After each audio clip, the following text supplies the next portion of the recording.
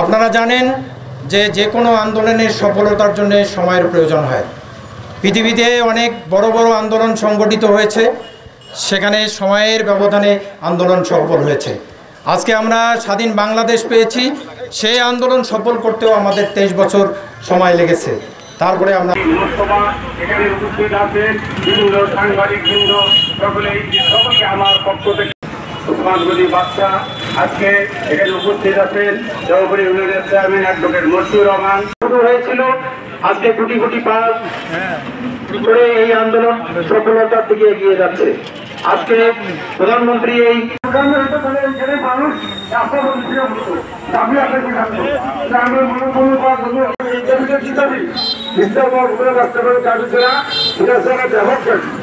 আসলে আমার কথা বলা না।